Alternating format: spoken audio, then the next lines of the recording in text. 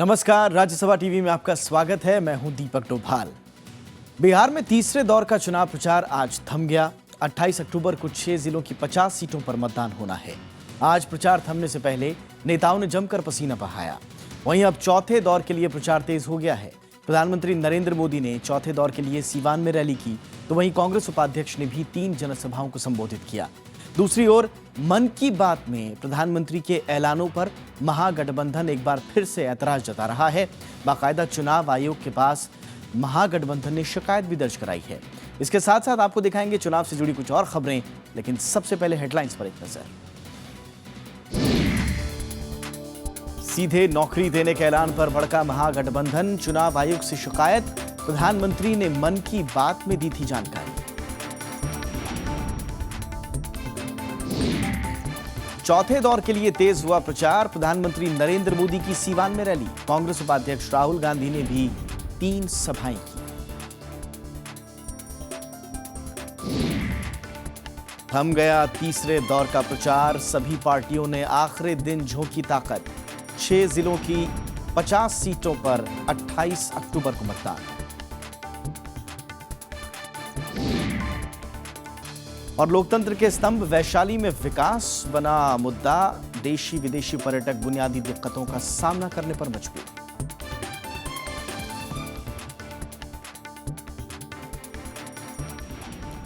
महागठबंधन ने प्रधानमंत्री नरेंद्र मोदी पर चुनाव आचार संहिता के उल्लंघन का आरोप लगाया है।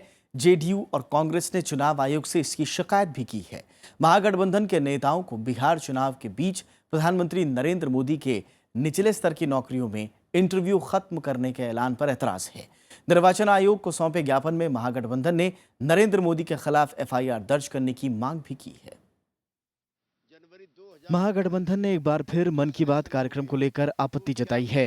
दरअसल मन की बात कार्यक्रम में रविवार को प्रधानमंत्री नरेंद्र मोदी ने निचले स्तर के गैर राजपत्रित पदों से इंटरव्यू खत्म करने का ऐलान किया। महागठबंधन के नेता इसे आचार संहिता का उल्लंघन करार दे रहे हैं।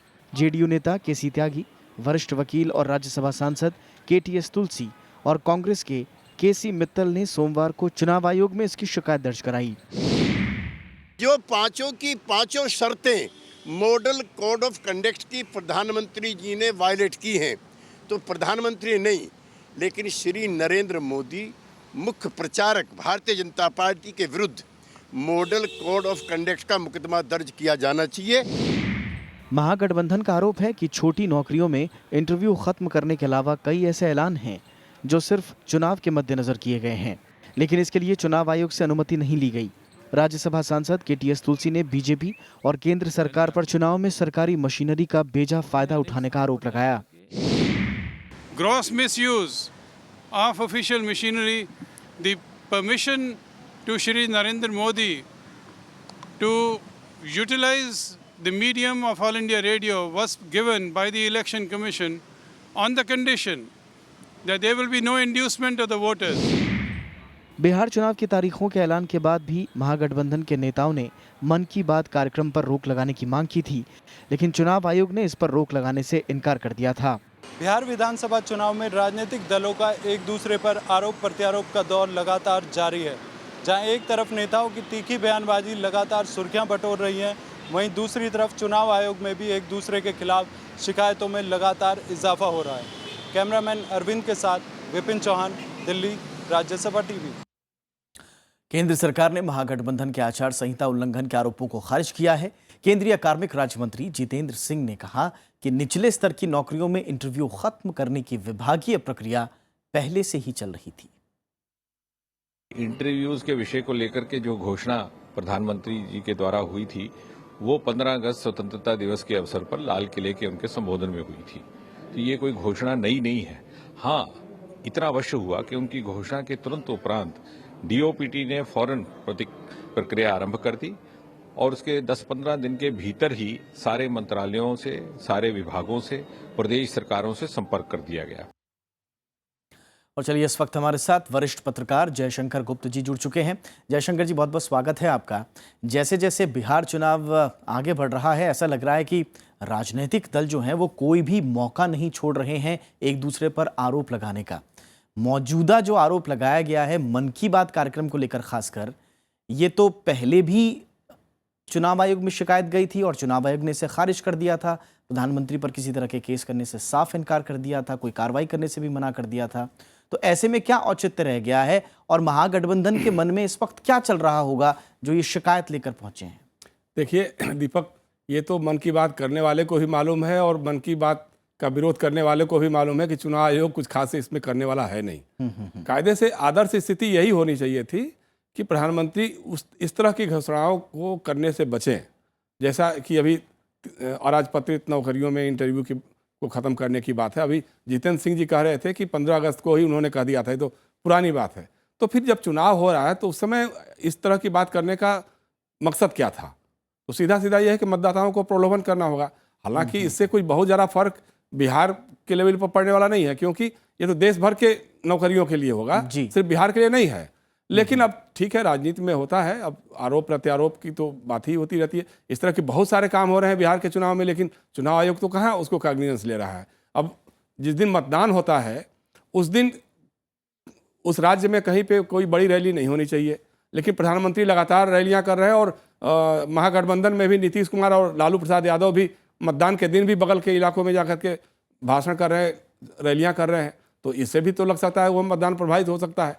लेकिन अब चुनाव आयोग की ताकत सीमित है। वो हम तो बार बार कहते हैं कि वो एक हाथी के दांत होते हैं जो उसके पास कुछ ताकत है नहीं।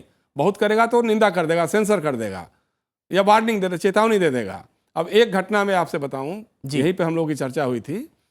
सुशील मोदी जी ने कहा था साहब कि हम लैपटॉप देंगे, स्कूटी देंगे, बिल्कुल सारी सुविधाएं देंगे। तो चुनाव आयोग ने उनके ऊपर FIR कर दिया। हाँ। उसके 2 दिन के बाद इस देश के वित्त मंत्री ने बाकायदे अपना भाजपा का विजन डॉक्यूमेंट जारी करते हुए कहा कि हम मतदाताओं को लैपटॉप देंगे, स्कूटी देंगे, टेलीविजन देंगे, साड़ी और धोती देंगे।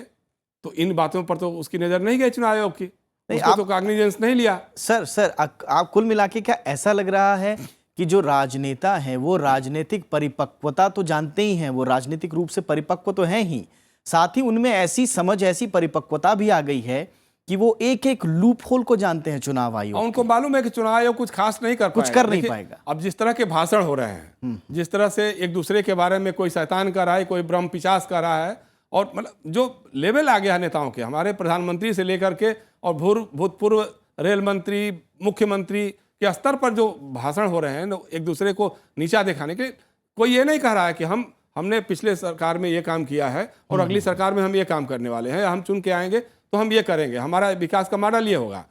सब एक दूसरे को नीचा दिखाने के लिए, कोई किसी की जाति पर प्रहार कर रहा है, कोई किसी के धर्म पर प्रहार कर रहा है। जो बातें नहीं होनी चाहिए चुनाव में, चुनाव अभियान के दौरान, वो सारी बातें हो रही हैं। और चुनाव आयोग बैठा हुआ है आराम से, कभी किसी बात पे कॉग्निजेंस ले लेता है, कभी जाकर कहीं कुछ पैसा बरामद कर लेता है। लेकिन जो एक सख्त होना चाहिए, उसका एक रवैया होना चाहिए, और एक डंडे से दोनों तरफ से, चाहे वो महागठबंधन हो चाहे भाजपा गठबंधन हो, जो भी गलत कर रहा है, जो भी गलत बोल रहा है, जिसके भी जबान कड़वी हो रही है, कड़वी नहीं बल्कि जहरीली और गंदी हो रही है, सशक्त तौर पर चुनाव आयोग को सामने आना चाहिए, अपनी भूमिका को और ज्यादा सशक्त पुख्ता तरीके से स्टैब्लिश करना चाहिए। ये जिम्मेदारी फिलहाल चुनाव आयोग की, ऐसा आप सोचते हैं। बहुत बहुत शुक्रिया सर हमसे बातचीत करने के लिए और वक्त निकालने के लिए। और इधर तीसरे दौर का प्रचार थमा तो चौथे दौर के लिए अब प्रचार तेज हो गया है। प्रधानमंत्री नरेंद्र मोदी ने भी सोमवार को चौथे दौर के लिए सीवान में जनसभा की। उन्होंने जहां एक और महागठबंधन पर वार किया तो वहीं अपनी सरकार की उपलब्धियां भी गिनवाई। चौथे दौर के लिए प्रचार करते हुए प्रधानमंत्री सोमवार को सीवान पहुंचे। उन्होंने एक चुनावी रैली को संबोधित करते हुए विकास के नाम पर जनता से वोट की मांग की। प्रधानमंत्री नरेंद्र मोदी ने जीत का दावा भी किया। मैं तो साफ देख रहा हूं, ये मिजाज, इसे कोई जनसभा कह सकता है क्या? इसको कोई रैली कह सकता है क्या? इसको कोई रैली कह सकता है क्या? अरे इसको कोई रेला कह सकता है क्या? अरे भाइयों बहनों, मैं तो देख रहा हूं, ये तो रैली से भी आगे निकल चला गया, रेला से भी आगे निकल चला गया। ये तो परिवर्तन का मेला है, मेला, परिवर्तन का मेला। प्रधानमंत्री ने अपने भाषण में जहां एक ओर अपनी सरकार के अब तक के कार्यकाल की उपलब्धियां गिनवाई, वहीं महागठबंधन के नेताओं की जमकर आलोचना भी की। आपने 2-2 पीढ़ी तबाह कर दिए 2 पीढ़ी तैयार तबाह कर दिए 25 साल में 2 पीढ़ियों को विनाश करने वाले लोगों को अब बिहार की जनता इन तीनों लोगों को एक साथ भगा देने वाली है। चौथे दौर की 55 सीटों के लिए 1 नवंबर को वोट डाले जाएंगे, जबकि 5वें दौर की 57 सीटों पर 5 नवंबर को मतदान होगा। कृति मिश्रा, राज्यसभा टीवी। और वहीं चौथे दौर के लिए कांग्रेस उपाध्यक्ष राहुल गांधी ने सोमवार को 3 रैलियों को संबोधित किया। उन्होंने यूपीए सरकार के साथ साथ बिहार में नीतीश सरकार की उपलब्धियां गिनवाई और केंद्र सरकार और प्रधानमंत्री नरेंद्र मोदी पर तीखा प्रहार किया। कांग्रेस उपाध्यक्ष राहुल गांधी ने सोमवार को चौथे दौर के प्रचार की शुरुआत कर दी। महंगाई के मुद्दे पर केंद्र सरकार की आलोचना करते हुए उन्होंने केंद्रीय मंत्री वीके सिंह के विवादित बयान पर भी प्रहार किया। दलितों को वो कुत्ता कहते हैं। राहुल गांधी ने लोकसभा चुनाव के दौरान किए गए प्रधानमंत्री के वादों को भी आड़े हाथों लिया। हर एक व्यक्ति के बैंक अकाउंट में डालूंगा। दाम बहुत बढ़ गए हैं, महंगाई बहुत हो गई है, मैं महंगाई को कम करूंगा। पूरे हिंदुस्तान को वायदा किया था कि मैं युवाओं को रोजगार दूंगा। मेक इन इंडिया की बात की, 15 लाख रुपए हर एक व्यक्ति के बैंक अकाउंट में डालूंगा। उनके मंत्री कहते हैं जब कुत्ता मरता है तो सरकार का कुछ लेना देना नहीं होता है। मोतिहारी में रैली को संबोधित करते हुए कांग्रेस उपाध्यक्ष ने यूपीए के 10 साल के कार्यकाल की उपलब्धियां गिनवाई। साथ ही मुख्यमंत्री नीतीश कुमार की जमकर तारीफ की। उन्होंने बिहार का चेहरा बदलने का भी जनता से वादा किया। महागठबंधन की सरकार पूरा करके दिखाई दी। प्रगति की बात हुई और बिहार आगे बढ़ने लगा। पहले आप लोगों को डर लगता था, उस डर को नीतीश कुमार जी ने खत्म किया। महिलाओं के लिए जबरदस्त काम किया और विकास की बात करते हैं, सबको जोड़कर एक साथ आगे ले जाते हैं। बिहार के युवा के लिए, बिहार के किसान के लिए, बिहार के मजदूर के लिए हम बिहार को चलाएंगे। महागठबंधन यहां जीतेगा, नीतीश जी चीफ मिनिस्टर बनेंगे। राहुल गांधी ने सोमवार को पूर्वी चंपारण के मोतिहारी के साथ साथ पश्चिमी चंपारण और सीतामढ़ी की 3 रैलियों को संबोधित किया।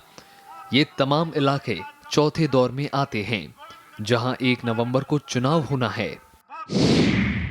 बिहार में रैलियों के माध्यम से राहुल गांधी ने केंद्र की मोदी सरकार को जमकर घेरा। साथ ही साथ वो बिहार के सत्तारूढ़ गठबंधन की भी तारीफ करना नहीं भूले और उनके काम के आधार पर जनता से वोट की अपील की।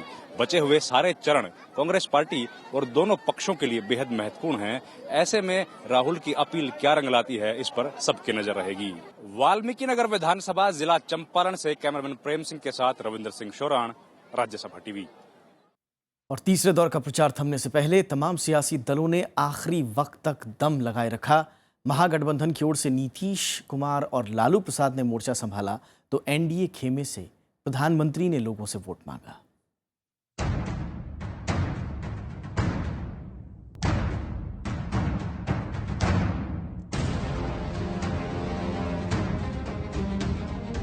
तीसरे दौर में चुनावी शोर थमने से पहले सियासी दलों ने पूरा जोर लगा दिया। पहले 2 दौर के कयासों और अनुमानों के बाद तीसरे दौर के लिए हर दल ने खास रणनीति के तहत प्रचार किया। एनडीए कुनबे की झोली में सीटें डालने के लिए प्रधानमंत्री खुद मोर्चा संभाले हुए थे। अब आप दबा नहीं कर सकते हो। सोमवार को उन्होंने बक्सर और सीवान में रैलियां की। तीसरे दौर के जिले बक्सर की रैली में उनके निशाने पर नीतीश कुमार और लालू प्रसाद रहे। क्या इससे बिहार का भला होने वाला है क्या? उन्होंने महागठबंधन पर आरक्षण खत्म करने की साजिश का आरोप लगाया। प्रधानमंत्री ने बिहार के लोगों के विकास के लिए 6 सूत्रीय एजेंडा भी पेश किया।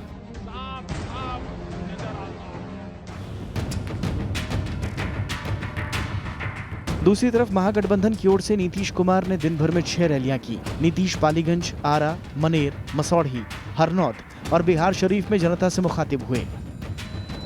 आखिरी दौर की इन सीटों पर प्रचार करते हुए नीतीश ने एनडीए के आरोपों का जवाब दिया। मुख्यमंत्री ने कहा कि बीजेपी में कोई नेतृत्व नहीं है, इसलिए प्रधानमंत्री गांव-गांव घूम रहे हैं। उन्होंने बिहार के विकास के लिए समाज में प्रेम और सद्भावना का वातावरण कायम करने की अपील की। दूसरी ओर लालू प्रसाद यादव ने सारण जिले में कई जनसभाएं की। आरजेडी अध्यक्ष ने आरोप लगाया कि नरेंद्र मोदी ने देश के गरीबों और पिछड़ों का अपमान किया है। प्रचार का शोर थमने के बाद नेता घर घर जाकर वोट मांग रहे हैं। वहीं सोशल नेटवर्किंग साइट्स के जरिए भी प्रचार हो रहा है। सुशील कुमार मोदी शाम को ट्विटर पर लोगों के सवालों का जवाब देते दिखे। बुधवार को तीसरे दौर के मतदान में 50 सीटों पर वोटिंग होनी है। Bureau report, Rajya Sabha TV. और बिहार में चुनाव के 2 चरण बीत चुके हैं। अब तीसरे दौर के मतदान के लिए तैयारियां पूरी कर ली गई हैं। इस दौर में 6 जिलों की 50 सीटों पर 28 अक्टूबर को वोट डाले जाएंगे। आइए देखते हैं इस चरण में सीटों, प्रत्याशियों और वोटरों की क्या स्थिति है और चुनाव आयोग ने क्या तैयारियां की हैं। 5 चरणों में होने वाले बिहार विधानसभा चुनाव में 2 दौर शांतिपूर्ण बीते। यही नहीं, पहले दोनों चरणों में मतदान प्रतिशत भी पहले के मुकाबले ज्यादा हुआ। अब सबकी नजरें टिक गई हैं तीसरे दौर के मतदान पर। तीसरे दौर में कुल 6 जिलों में वोट डाले जाएंगे। इनमें सारण, वैशाली, नालंदा, पटना, भोजपुर और बक्सर जिलों में मतदान होना है। इस दौर की 50 विधानसभा सीटों में से 8 विधानसभा सीटें अनुसूचित जाति के लिए आरक्षित हैं। तीसरे चरण में पटना जिले में सबसे ज्यादा 14 सीटें हैं, सारण में 10, वैशाली में 8, नालंदा और भोजपुर में 7-7 और बक्सर जिले में 4 विधानसभा सीटें हैं। तीसरे दौर में वोटरों की बात करें तो इस दौर में कुल 1,45,50,062 मतदाताओं को वोट देने का अधिकार है, जिसमें पुरुष मतदाताओं की तादाद 78,48,207 है, जबकि महिला मतदाता 67,01,274 हैं। 581 अन्य श्रेणी के वोटर हैं। इस दौर में कुल 808 प्रत्याशी हैं, जिनमें 283 निर्दलीय उम्मीदवार भी किस्मत आजमा रहे हैं। इस दौर में 71 महिला उम्मीदवार भी चुनावी मैदान में ताल ठोक रही हैं। सबसे ज्यादा प्रत्याशी पटना जिले की कुम्हरार सीट पर हैं, जबकि सबसे कम भोजपुर की अगियाव सीट पर। तीसरे दौर की राजनीतिक स्थिति की बात करें तो इस दौर में सबसे ज्यादा 47 उम्मीदवार बीएसपी ने उतारे हैं। इसके बाद 34 सीटों पर बीजेपी लड़ रही है। आरजेडी 25 सीटों पर चुनाव लड़ रही है, तो सीपीआई ने 19, जेडीयू ने 18 और एलजेपी ने 10 उम्मीदवारों को टिकट दिया है। वहीं सीपीएम ने 7, कांग्रेस ने भी 7 सीटों पर उम्मीदवार उतारे हैं, जबकि एनसीपी और आरएलएसपी 2-2 सीटों पर चुनाव लड़ रही है। पहले 2 दौर के मतदान से उत्साहित चुनाव आयोग ने इस बार भी खास इंतजाम किए हैं। आयोग ने इस दौर के लिए कुल 14,170 पोलिंग स्टेशन बनाए हैं, जिसमें इतने ही कंट्रोल यूनिट और 20,812 बैलेट यूनिट लगाई गई हैं। इस बार पोलिंग बूथों की सुरक्षा का पूरा जिम्मा केंद्रीय अर्धसैनिक बलों का है, जबकि राज्य पुलिस और होमगार्ड की जिम्मेदारी वोटिंग लाइनों की व्यवस्था और पेट्रोलिंग जैसे कामों की होगी। Bureau report, Rajya Sabha TV. तो हमने आपको बताया कि तीसरे दौर की वोटिंग के लिए चुनाव आयोग ने तैयारियां पूरी कर ली हैं। 6 जिलों की सभी 50 सीटों पर सुरक्षा के कड़े इंतजाम किए गए हैं। अब तक 94% से ज्यादा मतदाता पहचान पत्रों का वितरण हो चुका है। 40 विधानसभा क्षेत्रों में सुबह 7 बजे से शाम 5 बजे तक और 10 सीटों पर 7 बजे से शाम 4 बजे तक वोटिंग होगी। 1107 police companies, which includes CAPF as well as state police force, 1107 companies of police force इसमें उपयोग में लाया जा रहा है और 716 पोलिंग स्टेशन से लाइव वेबकास्टिंग की व्यवस्था की। और पटना से हमारे संवाददाता शिशिर चौबे इस वक्त हमारे साथ जुड़ चुके हैं, उनका रुख करते हैं। शिशिर, ये जो चरण है तीसरा, ये सुरक्षा के लिहाज से, संवेदनशीलता के लिहाज से कैसा है, कितना अहम है, ज़रा इसे बताएं, क्योंकि पहले जो 2 चरण हुए हैं उनमें नक्सल प्रभावित काफ़ी सीटें थी और वहाँ पर भी शांतिपूर्ण तरीके से चुनाव हुआ। ये काफ़ी बड़ी उपलब्धि रही है चुनाव आयोग की। ऐसे में जो तीसरा दौर है, ये इसका क्या कुछ आकलन है सुरक्षा के लिहाज से, बताइए।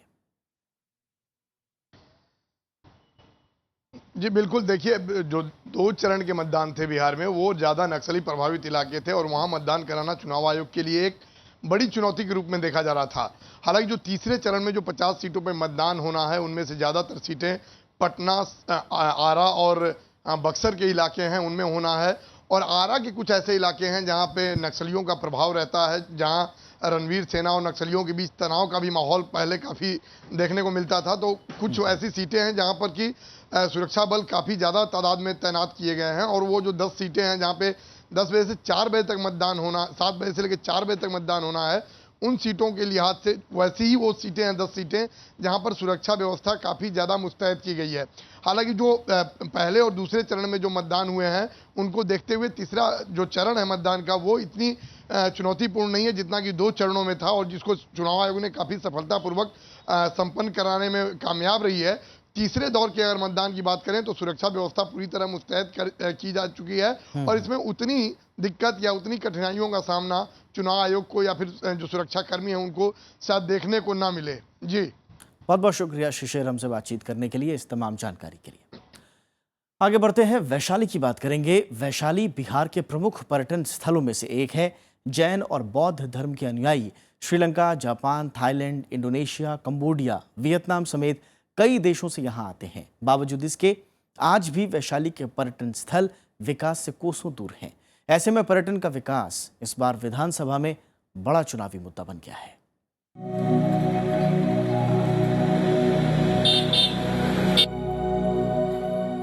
धर्म, संस्कृति और पुरातत्व के पहलुओं से भरपूर वैशाली को लोकतंत्र की जननी के रूप में भी जाना जाता है। कुंडग्राम में भगवान महावीर का जन्म हुआ तो वैशाली भगवान बुद्ध की कर्मस्थली रही। लिच्छवी शासकों ने 6ठी शताब्दी ईसा पूर्व में लोकतंत्र की स्थापना की। वहीं अशोक ने 3री शताब्दी ईसा पूर्व में सिंह स्तंभ का निर्माण करवाया। हर साल यहां देश विदेश से लाखों सैलानी आते हैं, लेकिन मूलभूत सुविधाओं की कमी से उन्हें निराश होना पड़ता है। For the tourists, maybe it's not very convenient to stay here. मंदिर का जीर्णोद्धार अच्छी तरह होना चाहिए, इसलिए भी मदद करने के लिए चाहिए सरकार को। ये महावीर भगवान का जन्म स्थान है। वैशाली में पर्यटन की अपार संभावनाएं हैं। बावजूद इसके आज भी वैशाली के पर्यटन स्थल विकास से महरूम हैं। टूरिस्ट यहाँ आते हैं लेकिन रुकते नहीं है। टूरिस्ट आते हैं, पटना में रुकते हैं, गया में रुकते हैं, ठहराव यहाँ है नहीं। सरकार की आज तक केंद्र सरकार हो या राज्य सरकार हो, ध्यान इस वैशाली पे है ये नहीं है किसी के पास। खाने पीने का हाँ रेस्टोरेंट वगैरह नहीं है, होटल वगैरह नहीं है, होटल इंफ्रास्ट्रक्चर में थोड़ा सा कमी है। तो बिहार गवर्नमेंट को बिहार टूरिज्म को थोड़ा सा बढ़ाना चाहिए।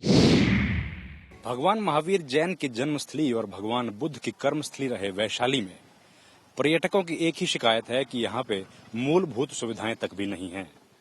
तमाम सरकारी वादों के बावजूद स्थिति जस की तस बनी हुई है, जिसकी वजह से यहाँ के लोकल जो रोजगार है उस पर असर पड़ता है। इस बार जनता सोच रही है कि अगर यहाँ का कोई प्रतिनिधि इनकी मांगों को पूरा कर दे तो शायद इनकी रोजगार की कुछ समस्या हल हो पाएगी। वैशाली से कैमरामैन प्रेम के साथ रविंद्र सिंह शोराण, राज्यसभा टीवी। लोकनायक जयप्रकाश नारायण की जन्मभूमि सिताब दियारा आज भी एक पिछड़े इलाके के रूप में जानी जाती है। जेपी आंदोलन से निकले बिहार के किसी भी नेता ने अभी तक सिताब दियारा की तरफ कोई खास ध्यान नहीं दिया है। आइए जाते जाते आपको दिखाते हैं सिताब दियारा में जेपी के गांव का क्या हाल है। हमें इजाजत दीजिए, नमस्कार।